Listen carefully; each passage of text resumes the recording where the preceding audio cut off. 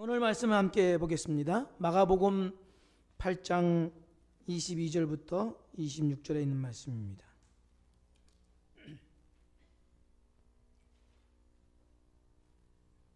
저 한 절씩 기도하겠습니다. 벳세다의 이름에 사람들이 맹인 한 사람을 데리고 예수께 나와 손 대시기를 구하거늘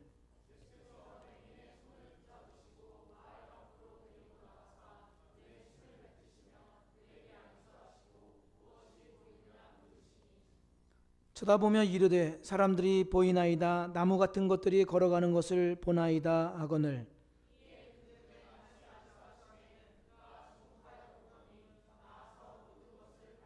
같이 예수께서 그 사람을 집으로 보내시며 이르시되 마을에는 들어가지 말라 하시니라.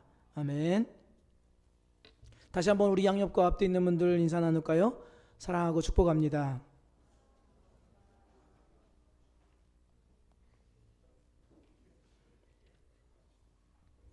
인도 메갈라야주에 살고 있는 제니 링도는 2살짜리 아기의 외형을 갖고 있습니다. 그러나 그의 실제 나이는 30살이 넘었습니다. 2살 배기 어린 아기의 모습으로 성장이 멈춘 것이죠. 키가 84cm에 불과하고 몸무게도 10kg 정도밖에 되지 않습니다. 머리 크기는 9개월에서 12개월 된 아기의 그런 크기를 갖고 있죠. 치아, 이빨만 성인의 이빨을 갖고 있습니다. 아마 그가 성인이 이렇게 성장이 멈추지 않았다면 그는 성인으로 건강한 가정을 꾸려서 어느 가정의 가장 아빠 남편이 되었을 것입니다. 그러나 이 내하수체에서 성장 호르몬 분비가 제대로 되지 않는 것으로 짐작되었기에 그 성장이 그냥 어린아이로 맞춰져 있던 것이죠. 치료받을 돈도 없습니다. 그러니 어린 아기, 2살짜리 아이의 옷을 입고 농부인 그 부모의 손에 여전히 안겨 지내야만 했습니다. 하나님께서도 신자들이 일정한 시간이 지나면 성장하고 성숙해서 신자다운 삶을 살기를 기대하시죠. 어떤 사람들은 교회에서 하나님의 말씀을 듣고 생활하면서 지속적인 성장을 이루어서 기쁨과 만족된 삶을 살아가기도 합니다. 그러나 어떤 사람은 모태신앙이다, 내가 어떤 훈련을 받았다, 혹은 내가 어떤 직책을 맡았었다라고 이야기를 하지만 여전히 2살짜리 어린아이의 외형을 갖고 이빨만 성인아이를 갖고 있는 그런 사람들이 있을 수 있습니다. 만약에 우리가 이러한 모습이라고 한다면 주님께서 얼마나 슬퍼하실지 모르죠. 오늘 이 말씀을 통해서 우리가 정상적인 성장을 하고 있는지 우리 자신을 점검하고 주님이 기뻐하실 수 있는 신자다운 삶을 살기를 주의 이름으로 축복드립니다. 예수님께서 오늘 벳세다 지역에 이르시자 사람들이 맹인 한 사람을 데리고 나와서 치료해달라고 부탁을 합니다. 예수님께서 그를 마을 밖으로 데리고 가셔서 침을 뱉으시고 그의 눈에 안수하시고는 무엇이 보이느냐라고 물어보십니다. 그러자 그가 24절에 대답하기를 사람들이 보이나이다. 나무 같은 것들이 걸어가는 것을 보나이다 라고 대답합니다. 그러자 25절에 다시 예수님이 다시 그의 눈에 손을 대시자 그가 눈이 열려 모든 것을 똑똑히 보게 되었다. 이렇게 기록합니다.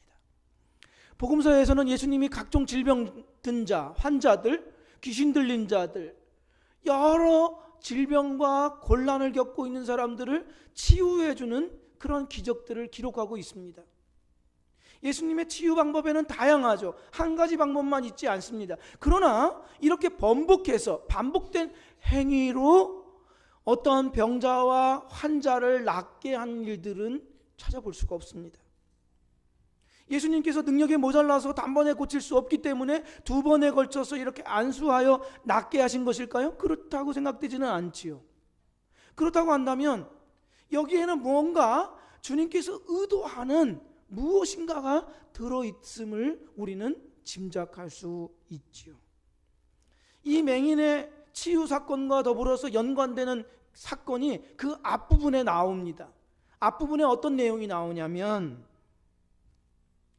예수님께서 제자들과 더불어서 배를 타고 이 베세다 지역으로 건너오시면서 배 안에서 제자들에게 이런 말씀을 하십니다. 마가복음 8장 15절에 보시면 단단히 조심하여라. 바리새인과 헤롯 당원의 더럽게 하는 누룩을 각별히 주의하여라. 바리새인의 누룩과 헤롯의 누룩을 주의하라, 이렇게 경고하셨습니다. 그러니까 예수님의 의도는 바리새인의 위선적인 것과 헤롯의 현세지향적인 불신앙에 대해서 너희들은 경계해야만 한다, 그 불신앙에 물들지 않도록 조심해야 한다라고 주의를 주셨던 것이죠. 그런데 예수님께서 누룩 이야기를 하니까 제자들은 이 말씀을 무엇으로 이해하냐면, 빵, 우리 빵 갖고 갔어, 야, 빵 네가 챙기지 않았니? 서로 빵 얘기를 하고 있었던 것이죠. 그러니까 예수님께서 이 말씀을 드시고, 아니 내가 빵 5개로 5,000명을 먹이고 빵 4개로 7,000명 먹이고 몇 광주리씩 남겼던 것을 너희는 기억하지 못하느냐? 왜 빵으로 염려하여서 무엇을 가지고 너희들이 그것으로 서로 논쟁을 벌이고 있느냐? 그렇게 말씀을 하셨습니다. 사람은 자기가 관심을 두고 생각하는 것대로 보고 말하지요. 그렇지요. 내게 무엇이 관심사냐에 따라서 모든 사물이 그것에 초점 맞춰져 있습니다. 옛날 인도의 어떤 왕이 장님 6명을 데려다가 코끼리를 만져보고 어떤 짐승인가를 이야기해보라고 그렇게 했다는 이야기 들어보셨죠? 한 장님은 상아를 만져보고 이 동물은 무와 같은 동물입니다 라고 이야기했습니다. 어떤 장님은 귀를 만져보고 이것은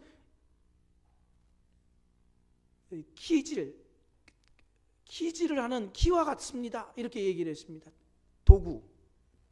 어떤 장님은 다리를 만져보고 이 짐승은 절구공과 같습니다. 절구 칠 때 절구공 있지 않습니까? 절구공 같습니다. 등을 만져본 장님은 이 평상과 같습니다. 또 배를 만져본 장님은 여기 항아리와 같습니다. 또 꼬리를 만져본 장님은 이 짐승은 밧줄과 같습니다. 이렇게 이야기를 했죠.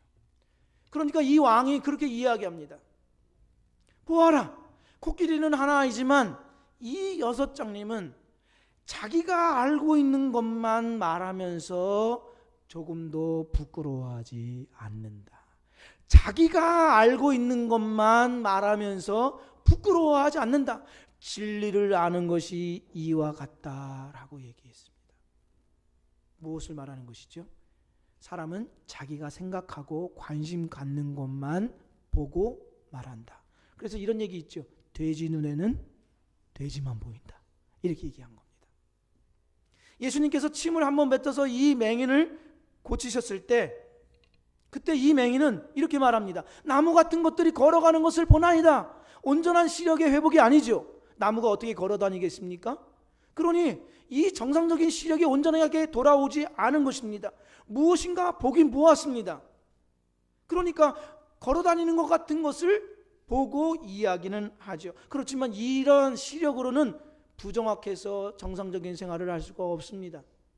온전하게 회복되지 못한 것이지요. 더 어려움에 빠질 수가 있고 위험에 봉착할 수가 있습니다. 이와 같이 이러한 시력을 가진 맹인과 같이 제자들이 예수님에 대해서 무엇인가 알기는 알았습니다. 그런데 자기들이 관심을 갖고 있는 빵과 연관해서 예수님에 관하여서 이야기하더라라는 것이죠. 무슨 말만 하면 빵과 연결해서 그들이 가지고 있는 관심사와 연결해서 예수님에 대해서 이야기를 하더라라는 것이죠. 그러니 맹인과 같이 영적인 시력이 온전하게 회복되지 않아서 예수님의 사역을 자기식대로 이해했다는 것을 말씀하고 있습니다.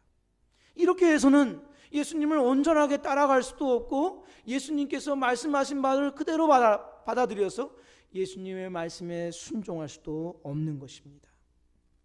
제자들 그러면 지금 이 공생의 3년이 다 지나갈 때쯤이었습니다. 그들은 지난 시간들을 지나다니면서 예수님이 이루신 치유와 기적의 역사들을 보아왔습니다. 예수님께서 날 때부터 걷지 못하는 사람을 낫게 하시고, 예수님께서 바람과 파도를 잠잠케 하시고, 귀신 들린 자를 쫓아내시고, 기먹고 어눌한 자를 고치셔서 온전케 하시는 그런 일들을 보아왔습니다. 그리고 예수님의 가르침과 교훈은 신적인 능력에서 비롯됐다는 것을 그들이 옆에서 알게 되었습니다. 심지어 그들 자신이 주님의 말씀에 따라서 순종하니까 그들도 예수님과 같은 능력을 행사할 수 있기까지 했습니다. 그럼에도 불구하고 예수님께서는 오늘 이 제자들에게 무언가 답답함을 느끼셨다는 것이죠. 맹인과 같이 온전하게 회복되지 못한 시력을 가진 자들처럼 예수님의 사역을 이해하지 못한 까닭에 예수님은 마가복음 8장 21절에 그 빵 얘기를 하시면서 이렇게 말씀하십니다. 아직도 깨닫지 못하느냐. 나를 그동안 따라다니고 내 교훈과 가르침을 들으면서도 아직까지도 깨닫지 못하느냐. 내가 누구인지, 무엇을 위하여 이 땅에 왔는지 아직까지도 몰라서 너희들에게 관심사만 그저 이야기할 뿐이냐. 그렇게 말씀을 하고 계신 것이죠.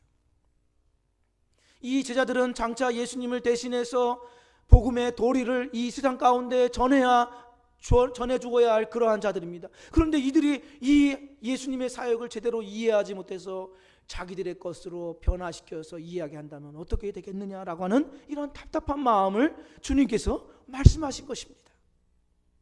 선무당이 사람 잡는다 이렇게 이야기들 하죠. 이 선이라는 말은 미숙하다는 뜻입니다. 어떤 말입니까? 미숙한 사람이 괜히 설치다가 오히려 일을 그르친다. 올바르지 못하고 온전치 못한 그러한 지식으로는 오히려 큰 해를 끼칠 수 있다. 이런 뜻이죠. 예전에 세계보건기구가 보르네오 섬 아시죠?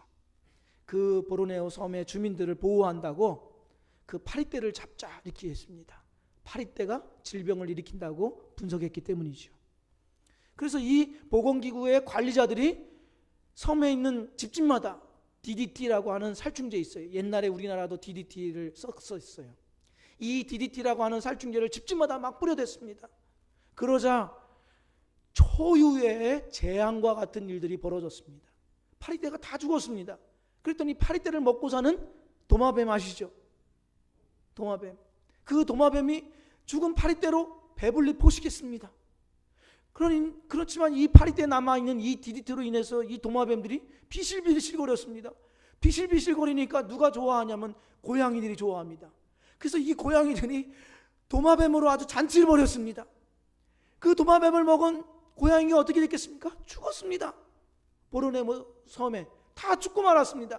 그러니까 쥐떼들이 난리를 치면서 온갖 집안들을 다 해집어 음식들을 먹고 게토렛이라고 하는 게레토시라고 하는 그러한 질병을 일으켜서 사람들에게 공포를 주었다 하는 것이죠.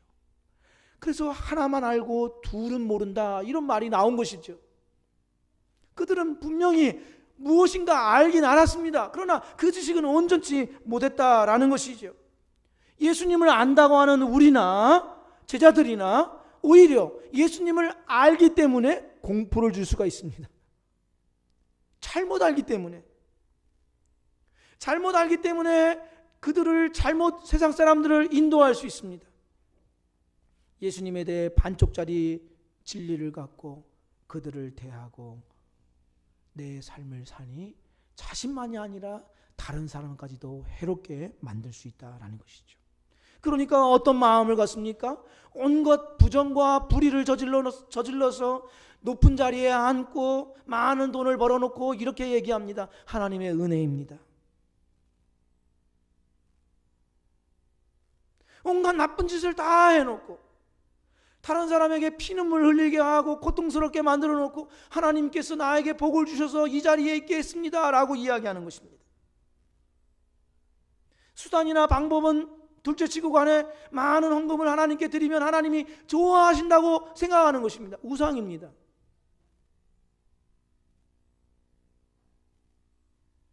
교회를 불법 자금을 세탁하는 장소로 이용합니다.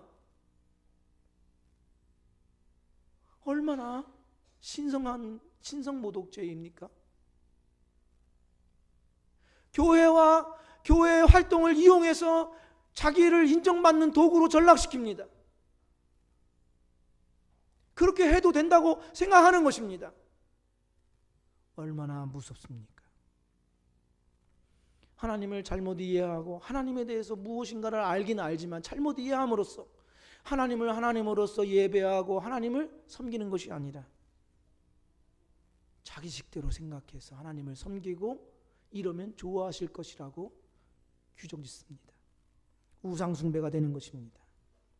잘못된 신앙으로 다른 사람까지 병들게 만들 수가 있는 것입니다. 우리가 그럴 수 있다는 것에 주의해야 합니다. 잘못된 지식으로 주님 마음을 답답하게 해드리는 우리가 아니라 올바른 지식으로 주님 마음을 시원하게 해드릴 수 있는 우리 모두가 되기를 축복드립니다. 그러면 무엇이 반쪽짜리 믿음이 아니라 온전한 믿음을 갖고 있는 자의 삶인가? 오늘 주님께서 이 맹인을 통하여서 우리에게 깨닫게 하십니다. 예수님은 맹인을 두 번째 안수해서 그의 시력을 온전하게 회복시켜 주시죠. 그리고는 주의를 주셨습니다. 어떤 주의를 주셨냐면 26절에 예수께서 그 사람을 집으로 보내시며 이르시되 마을에는 들어가지 말라 하시니라. 다른 사본에는 이 26절을 이렇게 번역해 놓았습니다.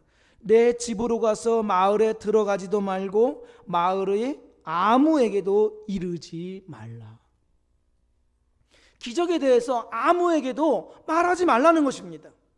예수님의 이러한 지침, 주의사항은 복음서 여러 곳에서 나옵니다.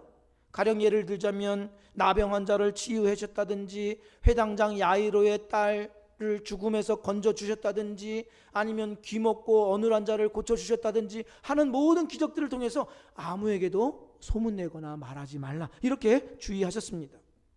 이렇게 말씀하신 이유는 무리들이 예수님의 기적에 초점을 맞춘 나머지 정작 정말 중요한 예수님의 핵심 사역 십자가의 죽음을 경홀히 여길 것을 염려하셨기 때문이에요.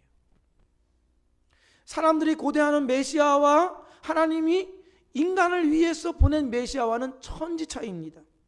보십시오. 사람들은 현실적인 배고픔이나 정치적이나 경제적이나 문화적으로 묶여있는 것을 풀어주는 그러한 메시아를 원합니다.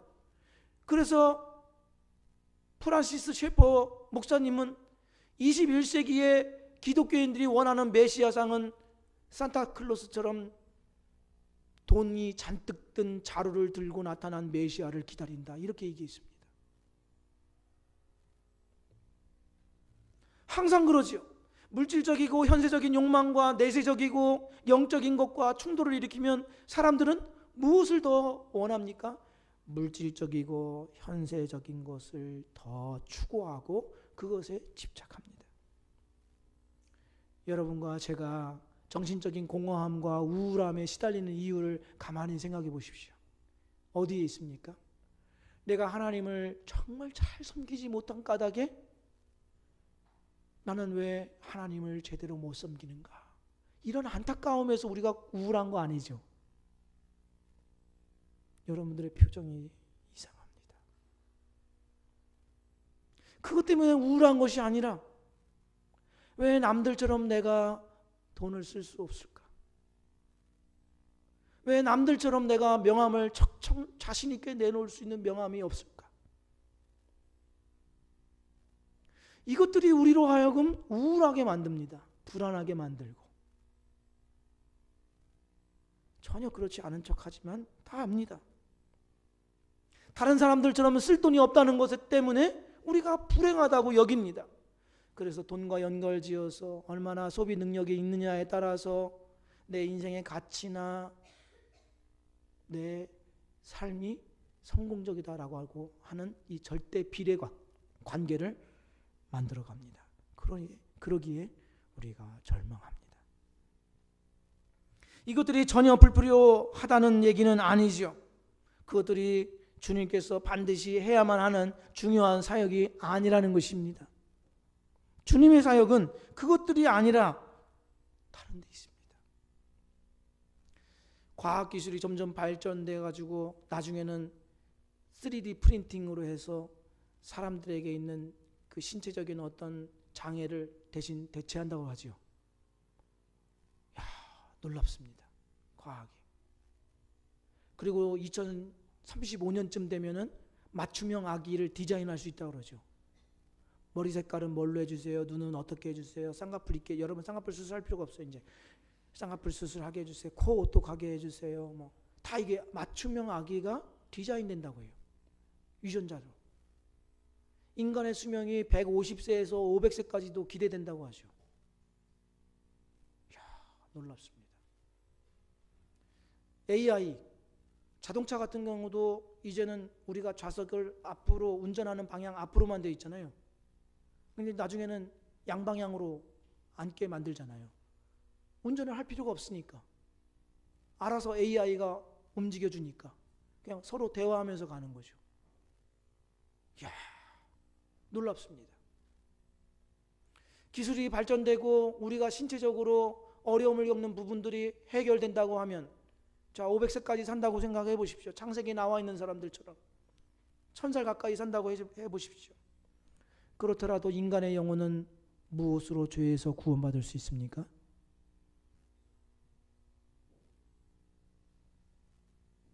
하나님의 심판으로부터 막아낼 수 있는 기술은 무엇이 있습니까? 없습니다. 우리의 죄에서 건져주시고 하나님의 심판에서 우리로 하여금 승리케 하시는 것은 오직 예수 그리스도의 십자가 능력인 줄로 믿습니다. 그것 때문에 예수께서 이 땅에 오신 것입니다. 예수님의 핵심 사역은, 가장 중요한 사역은 십자가에서 대속의 죽음을 죽으시는 것이죠. 그럼에도 불구하고 제자들은 그 당시에 유대인 다른 사람들처럼 예수님의 사역을 그렇게 이해했습니다. 자신들에게 묶여있는 어떠한 경제적이고 정치적인 문제를 해결해주는 그러한 분으로 맹인과 같은 시력을 갖고 있었다 하는 것이죠. 맹인을 고치시고 난 다음에 제자들에게 물어보셨던 이 사역, 제자들에게 예수님 자신에 대해서 물어보는 그 사건을 통해서 제자들이 예수님을 어떻게 이해했는지 알 수가 있습니다. 예수님이 이렇게 물어보셨죠. 너희들은 나를 누구라고 생각하느냐? 그러니까 베드로가 그 유명한 신앙 고백하지 않습니까? 주는 그리스도시요 살아계신 하나님의 아들입니다 라고 고백해요. 그리고 나서 예수님이 바로 십자가의 죽음에 대한 예고를 하십니다. 그랬더니 베드로를 필두로 해서 제자들 모두가 그런 일이 있어서는 안 된다고 가로막습니다. 왜냐하면 예수님의 십자가 죽음은 그들이 원하는 바가 아니었습니다. 왜 그렇죠? 예수님이 지금과 같은 인기와 권세와 기적을 통해서 그들의 인생이 성공해야 했습니다. 그들이 원하는 바를 얻어내야만 했기 때문에 예수님이 죽어버리면 안 되는 것이었습니다. 그러니까 막아서는 것이죠. 예수님에 대해서 무엇인가 알긴 알되 맹인이 첫 번째 안수를 통하여서 나무들이 걸어다니는 것을 보듯이 그들 역시 자기들이 원하는 식대로 예수님을 이해하고 그의 사역을 정의 내리고자 했던 것이죠. 그러니 십자가의 사역을 가로막은 것입니다. 예수님의 사역의 이해가 불충분하자 예수님께서는 그들에게 무엇이 그들 가운데 일어났는지를 물어보십니다. 마가복음 9장 33절 34절 말씀을 보시면, 가버나움에 이르러 집에 계실새 제자들에게 물으시되 너희가 길에서 서로 토론한 것이 무엇이냐 하시되 그들이 잠잠하니 이는 길에서 서로 누가 크냐 하고 쟁론하였습니다. 토론하다는 말은요, 좋은 의견을 도출해내기 위해서 이야기 나누다는 뜻이 아닙니다. 싸웠다는 거예요. 싸웠다. 봐보십시오.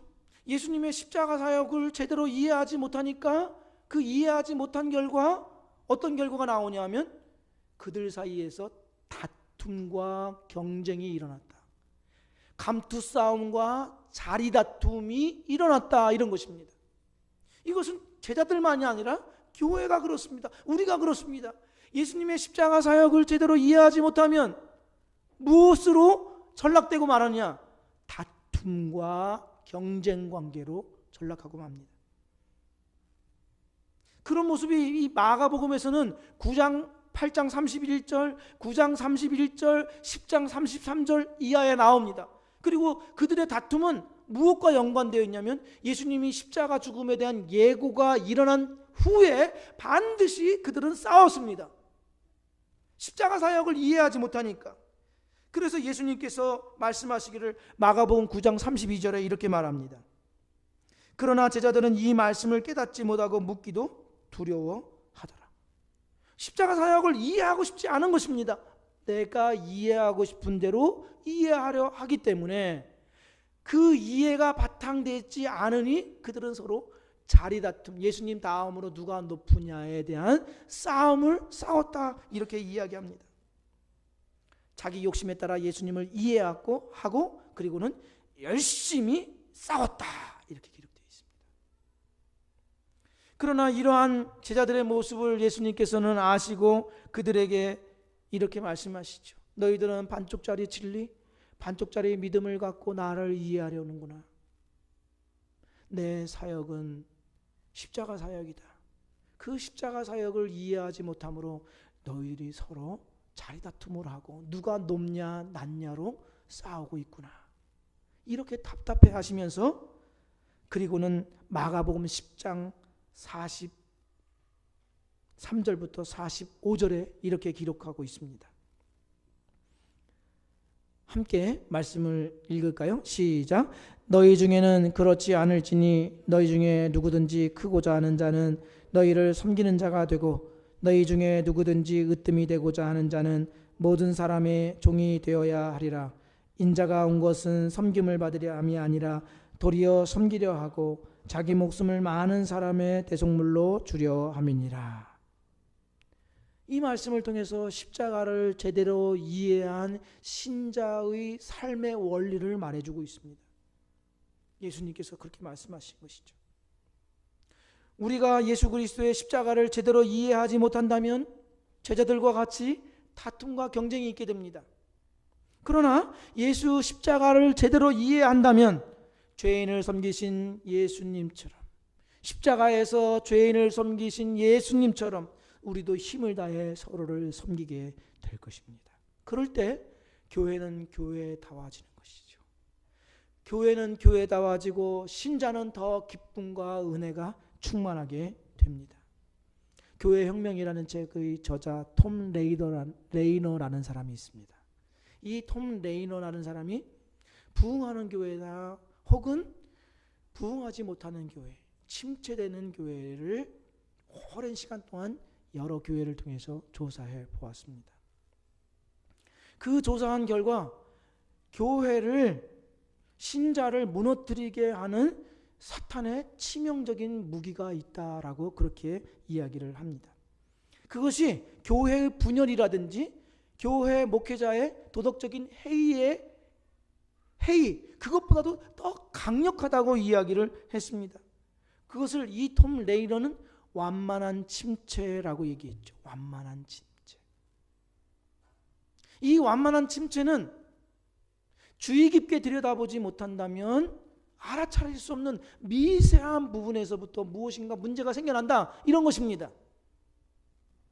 그러면 이 완만한 침체가 결국 가져다 두는 그 완만한 침체라는 것을 무엇으로 알 수 있느냐, 어떤 부정적인 변화의 기류가 있느냐라고 하면 교인들의 관심이 안으로만 집중되어 섬김을 받으려 하고 교회가 자신들을 위해 무엇을 해줄 수 있는지를 따지기 시작하면서부터 완만한 침체가 생겨나고 교회는 무너져 내리더라, 이렇게 얘기했습니다. 우리 공동체는 어떤 공동체입니까? 혹 완만한 침체, 보이지 아니하게 완만한 침체에 이르는 교회가 아닙니까? 아니면 그런 교회입니까? 아닙니까? 우리는 예수 그리스도의 십자가 능력과 은혜를 믿는 공동체이죠. 그렇다고 한다면 예수께서 십자가에서 우리를 섬기기 위해 죽으셨듯 그 십자가로 우리는 우리의 삶을 따라 섬기는 본을 보여야 합니다. 그것이 반쪽짜리 믿음이 아니라 온전한 믿음이지요. 혹 섬기는 일이 편하지 않는다고 해서 실망하실 필요가 없습니다. 주님이 하시면 됩니다. 주님이 하시면 됩니다. 그 자리를 계속해서 지켜가십시오. 계속해서 지키십시오. 내가 무엇인가 역량을 키우고 나서 무엇을 갖추고 난 다음에 해야겠다, 그런 마음도 갖지 마십시오. 십자가 정신을 가슴에 품고 지금 내가 할 수 있는 일들로부터 주님처럼 섬기고자 애써 보십시오. 그렇다면 이 섬김의 반경은 점점점 커지고 그 영향력은 나도 모르는 사이에 엄청난 영향력을 발휘하게 됩니다. 한 수도원에 과거와 같이 부흥은 일어나지 않고 냉랭해지고 사람들의 발길이 뚝 끊어지고 말았습니다. 그래서 거기에 있던 수도사들이 무엇이 문제인가 서로 찾아보면서 자기들끼리는 해결할 수 없다고 판단한 하고는 매우 고명한 노 수도사를 찾아갔죠. 우리 수도사에 이런 문제가 있습니다. 이 노 수도사가 한 수도사들에게 한 사람 한 사람에게 이렇게 말합니다. 당신들 중에 예수 그리스도가 숨어 있습니다. 수도사들이 놀랐습니다. 우리 가운데 예수 그리스도가 숨어 있다니? 그래서 누구일까 궁금해했습니다. 저 수도사일까? 아니면 저 수도사일까? 궁금했습니다. 알고 싶어 했습니다. 그러면서 어느 순간인가 다른 수도사를 대할 때 마치 예수님처럼 대하게 되었습니다. 그러자 어느 때부터인가 수도원에 부흥이 일어나기 시작했습니다. 부흥이 일어나니까 사람들이 이 소문을 듣고 줄지어 그 수도원을 찾기 시작했습니다.